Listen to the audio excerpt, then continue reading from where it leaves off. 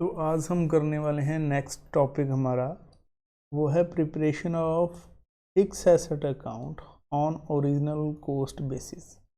देखो पिछला जो हमने जो 2-3 क्वेश्चन किए उसमें हम क्या कर रहे थे, हम फिक्स एसेट बनाकर फाइंड आउट कर रहे थे वैल्यू जो मिसिंग थी, वो डेप्रिसिएशन की मिसिंग वैल्यू भी हम फाइंड आउट कर सकते हैं, वो कोई सेल की वैल्यू भी मिसिंग फाइंड आउट कर सकते हैं, परचेज़ की वैल्यू भी जो मिसिंग है वो फाइंड आउट कर सकते हैं। तो वो जो पिछला मेथड था वो मेथड था रिटन डाउन वैल्यू मेथड पे।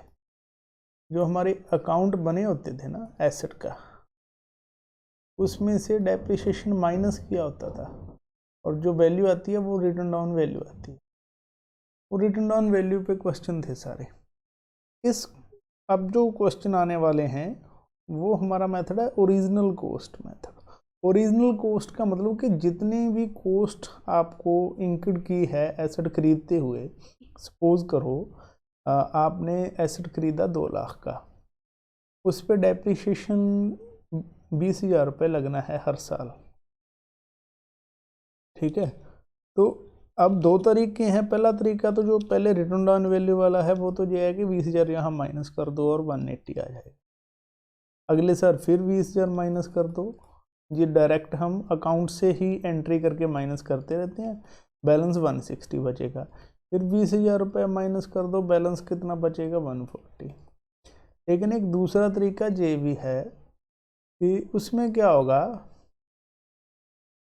हम क्या करेंगे, हम इस 20,000 को ना अलग से माइनस नहीं करते, इसको अलग लिख लेते हैं अकाउंट में। क्लियर? जैसे कि इसमें क्या होगा कि आपका जो एसेट है, एसेट 2 लाख का लिखा है पहले साल, दूसरे साल भी 2 लाख ही रहेगा, तीसरे साल भी 2 लाख ही रहेगा, चौथे साल भी 2 लाख रहेगा, 5वें साल भी 2 लाख रहेगा। तो फिर आप मतलब डेप्रिसिएशन हम कहाँ लिखते हैं? वैसे जो क्वेश्चन आपने पढ़ा हुआ है +1 में, ये जो टॉपिक है, तो इसमें क्या है कि वो डेप्रिसिएशन हम लिखते हैं ना, डेप्रिसिएशन का अलग से अकाउंट बना लेते हैं, अकमुलेट कर देते हैं हम उसको, या प्रोविज़न फॉर डेप्रिसिएशन अकाउंट के नाम से बना लेते हैं। तो इसमें क्या होगा कि जैसे पहले साल 20,000 रुपये हमने डेप्रिसिएशन लिख लिया, दूसरे साल 20,000 रुपया इसके अंदर ही ऐड कर देंगे, यानी कि टोटल 40,000 रुपया डेप्रिसिएशन हो जाएगा। उसमें 20,000 रुपया और ऐड कर देंगे तीसरे साल, तो वो टोटल 60,000 रुपया डेप्रिसिएशन हो जाएगा तीसरे साल। चौथे साल फिर 20,000 ऐड कर देंगे, तो ये 80,000 रुपया डेप्रिसिएशन हो जाएगा। फिर 20,000 ऐड कर देंगे तो वो टोटल 1 लाख रुपया डेप्रिसिएशन हो जाएगा। मतलब डेप्रिसिएशन इसमें इस पिछले मेथड की तरह है। पिछले मेथड में तो क्या था, देखो जी माइनस कर रहे हैं और साथ ही साथ वैल्यू कम हो रही है। क्लियर? जी वैल्यू कम हो गई। इसमें क्या है, वैल्यू 2 लाख की 2 लाख ही पड़ी है बुक वैल्यू। तो बुक वैल्यू ओरिजिनल कॉस्ट का मतलब ओरिजिनल 2 लाख थी, अब 2 लाख ही चली आ रही है, इसलिए इसको ओरिजिनल कॉस्ट बेसिस बोला गया। और जो डेप्रिसिएशन अकमुलेट किया वो जुड़ रहा है इकट्ठा। अब देखो बात तो यही है ना, लास्ट जाते जाते ही अब जैसे पहले साल 20,000 कम किया 180 रह गई, तो इस क्वेश्चन में पहले साल 2 लाख ही है एसेट तो, लेकिन 20,000 रुपये अकमुलेट डेप्रिसिएशन में भी तो लिख दिया ना हमने। दूसरे साल जो बुक वैल्यू पे पड़ा है एसेट 2 लाख का ही है, लेकिन हमने डेप्रिसिएशन 40,000 बना लिया अकमुलेट करके। अब इस 2 लाख में से 40,000 माइनस करेंगे तो वो 1,60,000 इसके बराबर ही आएगी ना। तीसरे साल फिर इसको बढ़ा के 60,000 कर दिया, 80,000 कर दिया, 1 लाख कर दिया। तो जब भी ये सेल करेंगे ना एसेट, कि मान लो 5 साल बाद ये हमने सेल कर दी एसेट, ठीक है, तो जब सेल करेंगे तो उस टाइम इस बैलेंस को उठा के इकट्ठा ही माइनस कर देंगे, जितना भी अक्यूमुलेट हुआ इस मशीन पे, जो मशीन बेची हुई है सिर्फ उस मशीन पे। तो यानी कि अब बैलेंस कितना रह जाएगा, वो 1 लाख रुपए। क्लियर? मतलब 2 लाख रुपए हमारी ओरिजिनल कॉस्ट थी, उसमें अक्यूमुलेटेड डेप्रिसिएशन हमने 1 लाख रुपया बना लिया, बचा कितना, 1 लाख रुपया। अब ये जो रिटर्न डाउन वैल्यू है 1 लाख रुपया जो बचा, क्योंकि 1 लाख रुपया तो डेप्रिसिएशन इसमें हमने इकट्ठा जहाँ कर लिया था। अब हम देखेंगे कि वो 1 लाख वाली मशीन बेची कितने में है, सपोज करो वो 1,50,000 में बेच दी, तो वो क्या है, 50,000 रुपये प्रॉफिट है। अगर वो 1,00,000 रुपये वाली 80,000 में बेची है तो वो एट लॉस पे बेची है। क्लियर। तो इस तरह से अब हम क्वेश्चन करने वाले हैं। तो पहले ये थ्योरी देख लेते हैं थोड़ी सी, क्या कह रही है थ्योरी कि if the balance sheet contain an item of provision for depreciation account लिखा हुआ हो या फिर अकम्युलेटेड डेप्रिसिएशन लिखा हुआ है दोनों सालों में, क्योंकि ये हर साल चलेगा। फिर जब एक साल बन जाएगा ना प्रोविजन फॉर डेप्रिसिएशन या अकम्युलेटेड डेप्रिसिएशन नाम से अकाउंट, तो वो दोनों साल बैलेंस शीट में शो होएगा। तो इसका मतलब क्या होगा कि it means that the fix asset shown in balance sheet are shown at their original cost. ठीक है, इसमें रिटर्न डाउन नहीं किया हमने, ओरिजिनल जितनी थी उतनी की दिखा दी। In such cases fix asset account and provision for depreciation account should be prepared separately, अलग अलग बनेंगे। पिछला देखो रिटर्न डाउन वैल्यू में क्या है, एक ही अकाउंट है, उसी में बैलेंस ओपनिंग ओरिजिनल कॉस्ट लिखी, उसी में डेप्रिसिएशन माइनस कर दिया, फिर वो रिटर्न डाउन वैल्यू आ गई, फिर डेप्रिसिएशन माइनस कर दिया, फिर नई रिटर्न डाउन वैल्यू आ गई नेक्स्ट ईयर, फिर उसमें से डेप्रिसिएशन माइनस किया, अगले साल की रिटर्न डाउन वैल्यू आ गई।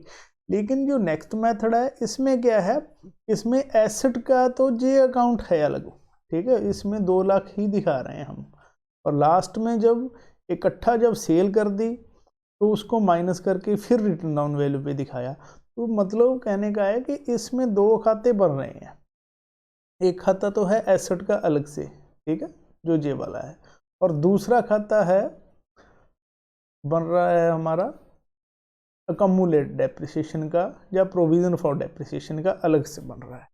तो ये अलग चीज़ है, ये अलग चीज़ है, दोनों खाते हैं आपस में जुड़े हुए, लेकिन हम डेप्रिसिएशन को हर साल माइनस नहीं करेंगे एसेट में से। कब करेंगे माइनस, जब सेल करेंगे, at the time of sale, जब भी सेल की जाएगी उस टाइम हम डेप्रिसिएशन को उठा के इकट्ठा माइनस कर देंगे, जितना भी इकट्ठा हो गया पिछले 5 साल में 10 साल में। क्लियर। तो इस तरह से ये जो नेक्स्ट टॉपिक है अब हम करने वाले हैं ओरिजिनल कॉस्ट बेसिस। ठीक, by preparing fix asset account the amount of fix asset purchase और sale during the year will be found out and by preparing provision for depreciation account, यानी कि दोनों खाते बन जाएंगे, एक फिक्स अकाउंट का और एक प्रोविजन या अकम्युलेटेड डेप्रिसिएशन का, और उसमें से हम देखेंगे किस तरह से कितना हमने सेल की है, कितनी परचेज की है एसेट की, और कितना डेप्रिसिएशन इस साल लगा है और कितना पिछले साल टोटल है। तो वैसे तो ये +1 में आपने किया हुआ है, लेकिन ये ज़रूरी था कि मैं इसको अच्छी तरह से रिपीट करवाऊँ, इसलिए इस पर हमने थोड़ा सा टाइम लगाया। तो अब ये जो नेक्स्ट इलस्ट्रेशन है 24, इसमें क्या है, मशीनरी अकाउंट, अकम्युलेटेड डेप्रिसिएशन अकाउंट 31 मार्च 2018 और 19 के दिए हुए हैं। क्लियर। तो बैलेंस 31 मार्च 18 यानी कि ओपनिंग बैलेंस मशीनरी की है 5 लाख और क्लोजिंग बैलेंस मशीनरी का है 6 लाख। अकम्युलेटेड डेप्रिसिएशन है 1,64,000 और 1,80,000। पहली बात तो ये है कि इस क्वेश्चन में जब अकम्युलेटेड डेप्रिसिएशन अलग से दे दिया तो इसका मतलब जो मशीनरी है वो एट ओरिजिनल कॉस्ट है। ठीक है, जितने की मशीन खरीदी थी उतनी भी दिखा रखी है, मतलब इसमें से डेप्रिसिएशन माइनस नहीं किया हुआ। ठीक है, इस अमाउंट में डेप्रिसिएशन नॉट रिड्यूस्ड, इसमें माइनस नहीं कर रखा डेप्रिसिएशन। क्लियर। उसके बाद during the year a machine costing 1 lakh accumulated depreciation thereon, उसके ऊपर 44,000 रुपये अकम्युलेटेड डेप्रिसिएशन हो चुका था, बाद सोल्ड आउट फॉर 30,000, जिसको सेल कितने में की, 30,000 में। तो कहने का क्या मतलब है कि जो मशीन की जो बुक वैल्यू थी, यानी कि जो ओरिजिनल कॉस्ट थी, वो मशीन हमने खरीदी थी 1 लाख में। ठीक है, लेकिन वो 1 लाख में खरीद के हमने डेप्रिसिएशन बार बार नहीं माइनस किया, अलग से अकम्युलेटेड डेप्रिसिएशन अकाउंट बना लिया हमने, और अकमुलेटेड डेप्रिसिएशन अब तक पहले साल, दूसरे साल, तीसरे साल, चौथे साल, जितने भी साल हो गए इकट्ठा हो गया, वो कितना हो चुका है, वो हो चुका है 44,000, ये रहा 44,000, ठीक है, ये कमुलेटेड डेप्रिसिएशन है। तो टोटल डेप्रिसिएशन इकट्ठा हो गया इस पे 44,000 थी, ये 1 लाख की। तो अब रिटर्न डाउन वैल्यू कितनी बचेगी इस चीज़ की, return down value of this machine, तो उसमें क्या है, इस 44,000 रुपये को हम जहां आके माइनस कर देंगे, क्लियर। तो ये 44,000 जब माइनस हो जाएगा कम्युलेटेड डेप्रिसिएशन का, तो बचेगी मशीन कितने की, 56,000 की। अब 56,000 की जो मशीन है वो सेल कितने में कर दी, वो सेल की है 30,000 में।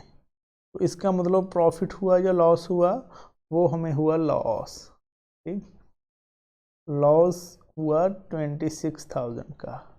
अब इस पूरी कैलकुलेशन को हम क्या करने वाले हैं, अकाउंट के थ्रू समझने वाले हैं कि अकाउंट बना के किस तरह से इसको बनाया जाता है। मेरा ख्याल वैसे तो आपको समझ आ ही गई होगी, लेकिन हमें अकाउंटेंसी में अकाउंट प्रिपेयर करके इस चीज़ को फाइंड आउट करना है, क्योंकि आगे ये जो कैलकुलेशन है वो पेचीदा होने वाली है, कॉम्प्लेक्स होने वाली है। और वैसे भी क्वेश्चन के अंदर जब नोट बना के हम अकाउंट्स बनाएंगे तो वो एक चीज़ अच्छी लगती है और वो वैलिड भी है। तो इस क्वेश्चन में क्या है, आगे हम स्टेटमेंट पढ़ लेते हैं। Required compute the amount of machinery purchase, depreciation charge for the year and loss on sale of machinery. देखो वैसे तो हमने निकाल ही लिया, लेकिन हम अलग से खाते बनाते हैं। How each of the item relate to the machinery will be report in the statement of cash flow, और कैश फ्लो में इन चीज़ों को कहाँ कहाँ लिखा जाएगा ये हमें बताना है। तो सबसे पहले हम मशीन अकाउंट बना लेते हैं और उसके साथ ही कम्युलेटेड डेप्रिसिएशन बना लेते हैं, ताकि हमें अच्छी तरह से चीज़ समझ आ जाए।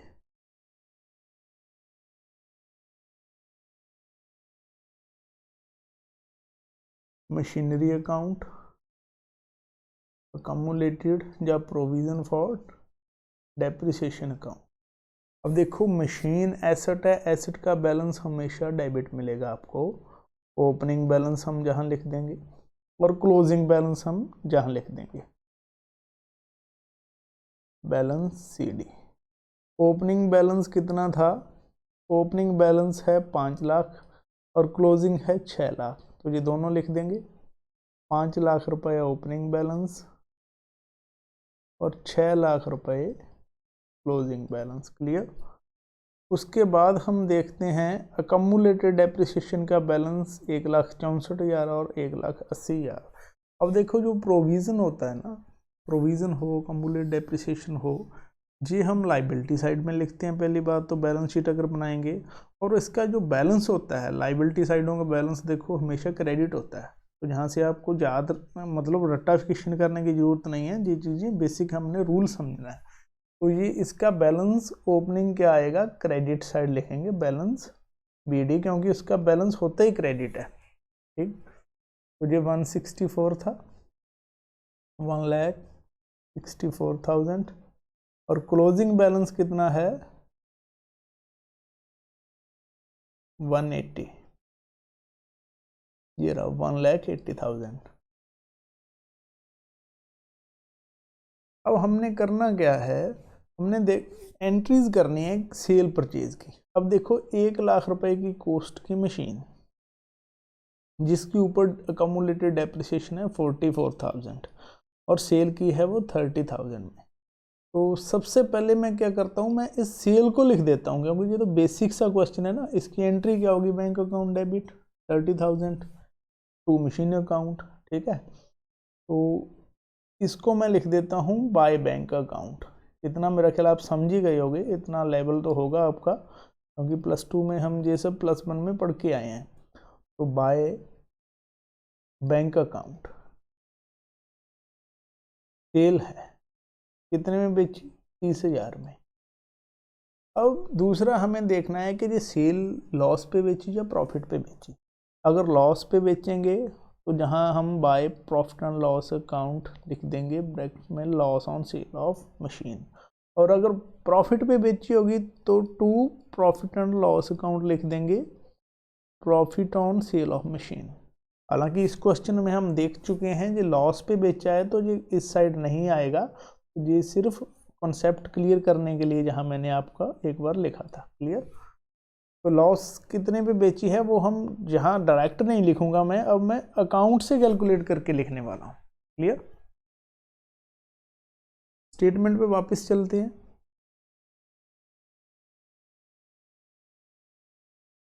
तो मैं रफ कर दूं, दोबारा हम नोट करते हैं चीज़ें। क्या है कि 30,000 रुपये में बेची वो चीज़, वो मैंने लिख दी, 30,000 एंट्री कर दी। अकम्युलेटेड डेप्रिसिएशन 44,000 था। इसमें हमने क्या देखा था कि जो अकम्युलेटेड 44,000 जो हो गया था उसको हम ट्रांसफ़र करते हैं अकाउंट के अंदर, जो भी एसेट है उसके अकाउंट में। तो यहाँ मशीनरी अकाउंट में ट्रांसफ़र कर देंगे इस 44,000 को।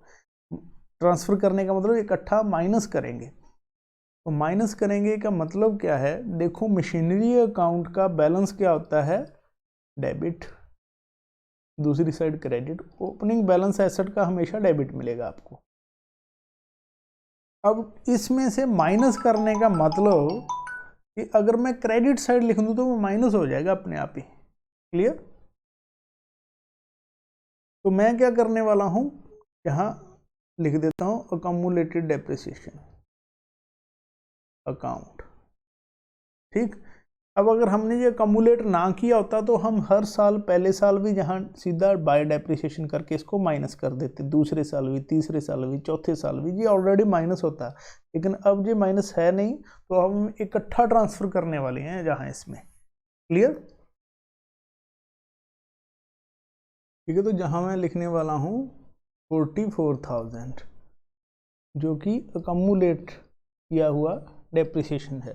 देखो हर साल लिखने की बजाय इकट्ठा लिख रहे हैं, और हर साल कहाँ लिखा होगा, इस अकाउंट में लिखा होगा जहाँ लिखा होगा by depreciation, by depreciation, by depreciation हर साल। क्लियर? और वो इकट्ठा होता होता बैलेंस हमारा कितना हो चुका है, 1,64,000। ठीक? मतलब जी 1,64,000 क्या है, पहले साल का, दूसरे का, तीसरे का, चौथे साल का, सबका टोटल डेप्रिसिएशन है जी। समझा गई होगी बात? अब इस टोटल में से हमने क्या करना है, इस टोटल में से जो 44,000 रुपये है सेल की हुई मशीन का, इसको उठा के मैं यहाँ लिख रहा हूँ, इसको उठा के मैं जहाँ लिख रहा हूँ, मतलब माइनस कर रहा हूँ। क्लियर? बात समझ आ गई होगी?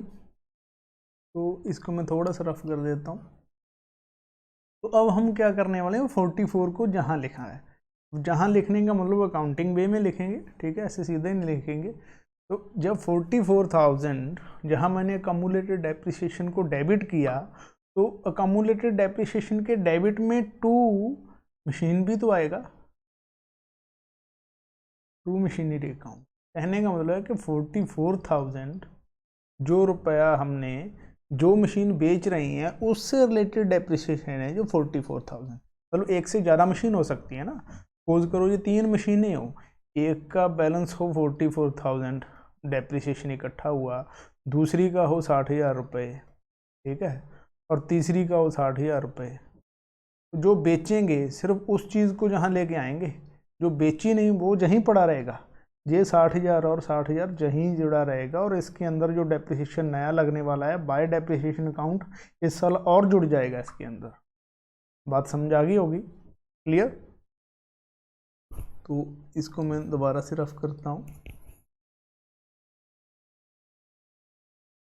तो अब हम क्या कर रहे हैं, इस 44 को उठा के मैं जहाँ लिख रहा हूँ, और उठा के लिखने का तरीका क्या है, मशीनरी के क्रेडिट में जो 44 लिख दिया, अकम्युलेट को डेबिट करके, और अकम्युलेट डेप्रिसिएशन के को डेबिट करके इसके डेबिट में मशीनरी को क्रेडिट करके 44,000 लिख।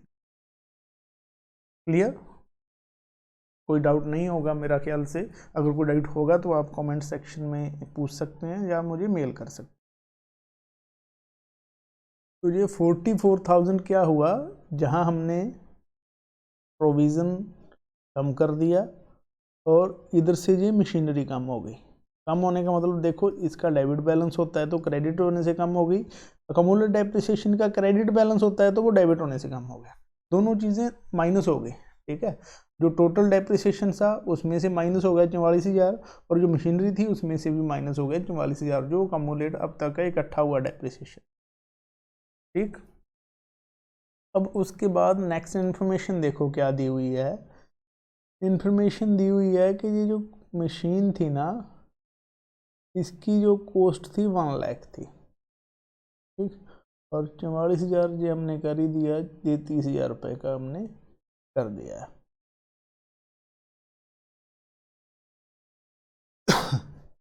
तो अब हम क्या करने वाले हैं, बाय बैलेंस आया 180। अब इसके बैलेंस से हमें पता चल जाएगा कि डेप्रिसिएशन इस साल वाला कितना है। मतलब देखो, इस 44,000 को जो है ना समझे जाना कि ये करंट ईयर का डेप्रिसिएशन है, नहीं नहीं, ये करंट ईयर का डेप्रिसिएशन नहीं है, ये तो उस मशीन का डेप्रिसिएशन, इकट्ठा हुआ डेप्रिसिएशन है पिछले 2, 4, 5 सालों का, जो हमने सेल की है और इसको हमने उठा के यहाँ लिख दिया है। ठीक है, जहाँ से निकाल के। तो अब हम क्या करने वाले हैं, डेप्रिसिएशन फाइंड आउट करने वाले हैं कि करंट ईयर का डेप्रिसिएशन कितना आया। तो बाय डेप्रिसिएशन या प्रॉफिट एंड लॉस लिख के ब्रैकेट में डेप्रिसिएशन आप लिख सकते हो। तो ये डेप्रिसिएशन मतलब डेप्रिसिएशन की बजाय अगर मैं प्रॉफिट एंड लॉस अकाउंट लिखूँ तो वो बेहतर रहेगा। ठीक, bye profit and loss account, क्योंकि जो प्रोविज़न बनता है या अकमुलेटेड डेप्रिसिएशन बनता है वो प्रॉफिट एंड लॉस से उठाया जाता है। ठीक है, प्रॉफिट एंड लॉस से प्रोविज़न बना लेते हैं। प्रॉफिट एंड लॉस के डेबिट में हम लिखते हैं टू प्रोविज़न, तो जहाँ लिख दिया बाय प्रॉफिट एंड लॉस। अब ये हमें बैलेंस जितना बचा वो इस साल का प्रोविज़न ही है। ठीक है, ये करंट ईयर का डेप्रिसिएशन हमने बनाया हुआ है। अब देखो, ये 180 और ये हो गया 224, इसमें से 224 में से ये 1,64,000 माइनस हो गया, तो ये कितना बचा 60,000। इसका मतलब क्या है, जो करंट ईयर का डेप्रिसिएशन है वो 60,000 है। ठीक है, अब इस 60,000 को ऐसा ना हो कि जहाँ लिखने बैठ जाओ, क्योंकि ये मेथड ही दूसरा है। इसमें डेप्रिसिएशन हम हर साल माइनस करते नहीं, इसमें हर साल हम डेप्रिसिएशन क्या करते हैं, अकमुलेटेड डेप्रिसिएशन के अंदर क्रेडिट कर करके इकट्ठा करते हैं। और इकट्ठा ये हो रहा है, जब मैंने जहाँ लिख दिया, इसमें से नहीं माइनस करेंगे, इसमें से कब माइनस करेंगे, जब मशीन सेल की हुई। अब ये 44,000 था जो सेल करी हुई मशीन से रिलेटेड डेप्रिसिएशन था, वो हमने माइनस कर दिया है। क्लियर। उसके बाद क्या है, अब हमारा कौन सा टॉपिक बचा, हाँ, तो अब देखो जी, जो 44,000 रुपये डेप्रिसिएशन था, 30,000 रुपये की चीज़ सेल कर दी, तो इसका मतलब जो 1 लाख में से 44,000 डेप्रिसिएशन था, 30 में सेल की तो ये 26,000 रुपये लॉस हुआ। इस लॉस की एंट्री करेंगे, तो मैं जहाँ लिख दूंगा 26,000। ठीक, तो अब हम दोनों साइड का कंपैरिजन कर लेंगे। अब देखो जी, 6 लाख, 1 मिनट में कैलकुलेटर यूज़ कर लेता हूँ इसके लिए।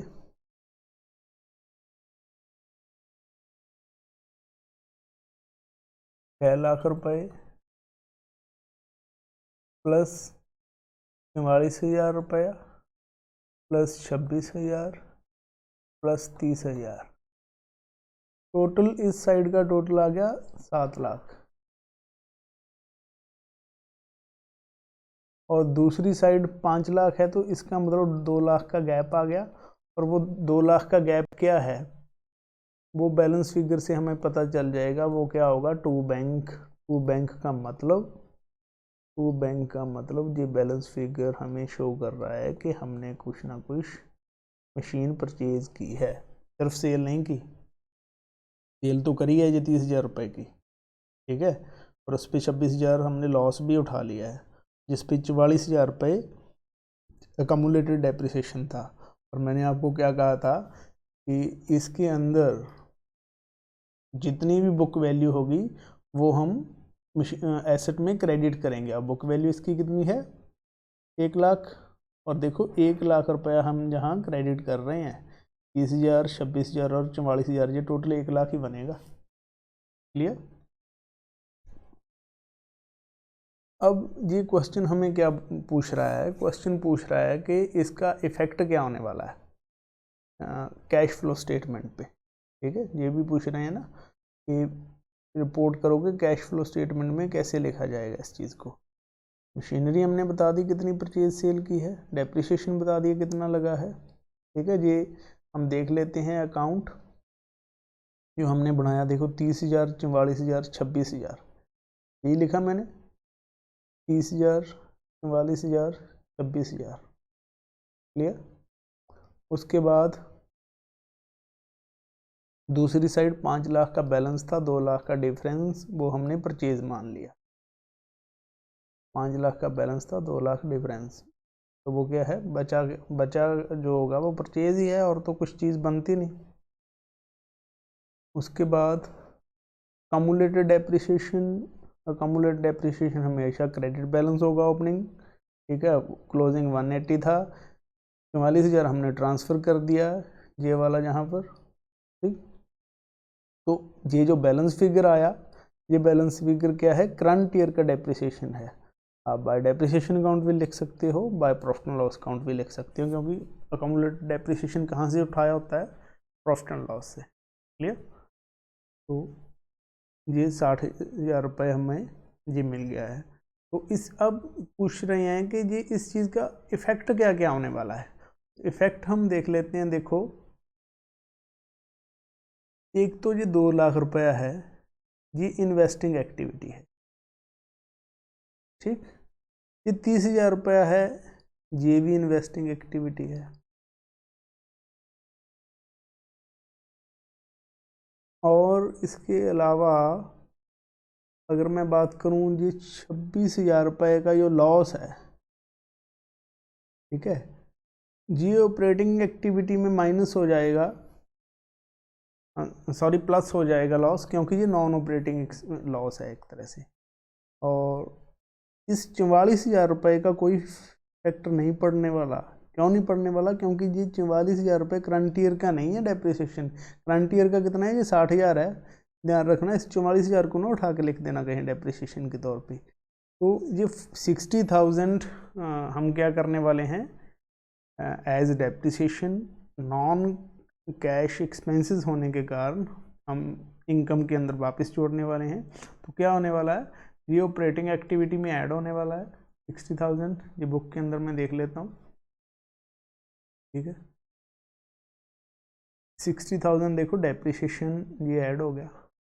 इसके अलावा हम क्या कह रहे हैं, ये 26,000 रुपये ऑपरेटिंग एक्टिविटी, ये जो लॉस है जो नॉन ऑपरेटिंग है इसको भी ऐड कर देंगे। ये 26,000 भी ऐड होने वाला है, ये रहा 26,000। तो ये दोनों तो ऑपरेटिंग एक्टिविटी में आएंगे। और फाइनेंसिंग एक्टिविटी में क्या आ जाएगा, नेक्स्ट पेज पे देखो, फाइनेंसिंग एक्टिविटी में जितनी भी सेल परचेज की है, 30,000 रुपये की सेल की है और 2,00,000 रुपये की परचेज की है, ये दोनों इन्वेस्टिंग में आएंगी। 2,00,000 रुपया माइनस हो जाएगा, 30 प्लस हो जाएगा। ठीक है, ये 2,00,000 रुपया माइनस हो गया, 30,000 प्लस हो गया। तो उम्मीद करता हूँ कि कॉन्सेप्ट आपको अच्छी तरह से समझ आ गया होगा कि किस तरह से हमने कम्युलेटेड डेप्रिसिएशन अकाउंट बनाना है, और उसको किस तरह से कम्युलेट जो डेप्रिसिएट अमाउंट है उसको उठा के प्रॉफिट एसेट अकाउंट में ट्रांसफ़र करना है। ठीक है, तो ये जो 44,000 है ये घूम के जहाँ आया है, इसीलिए इसको हमने डेबिट किया। अदरवाइज़ हर साल ये डेप्रिसिएशन क्रेडिट हो रहा होता है। ठीक है, डेप्रिसिएशन यहाँ पे बाय डेप्रिसिएशन या bye profit and loss account लिखेंगे, और कम्युलेट डेप्रिसिएशन ये इकट्ठा होता रहता है, दूसरे साल, तीसरे साल, चौथे साल, 5वें साल ये जुड़ता रहेगा, बैलेंस बढ़ता रहेगा, क्रेडिट बैलेंस। और जैसे ही सेल करेंगे वो डेबिट होके बैलेंस उतना कम हो जाएगा जितने जिस पर्टिकुलर मशीनरी का जो टुकड़ा, जो पार्ट सेल किया है, सिर्फ उस टुकड़े को, उस पार्ट को ही हमने ट्रांसफ़र करना है। ठीक है, और उसको ट्रांसफ़र कर दिया तो मशीनरी को क्रेडिट करके हमने कम कर दिया। उसके बाद देख लेंगे कि प्रॉफिट हुआ, लॉस हुआ, क्या हुआ। ये क्वेश्चन मैं उम्मीद करता हूँ आपको समझ आ गया होगा। कोई डाउट होगा तो आप मुझसे कांटेक्ट कर सकते हैं ईमेल के थ्रू। Thank you. और अगले जो वीडियोज़ है उसमें हम क्वेश्चन नंबर करने वाले हैं नेक्स्ट 25। ठीक।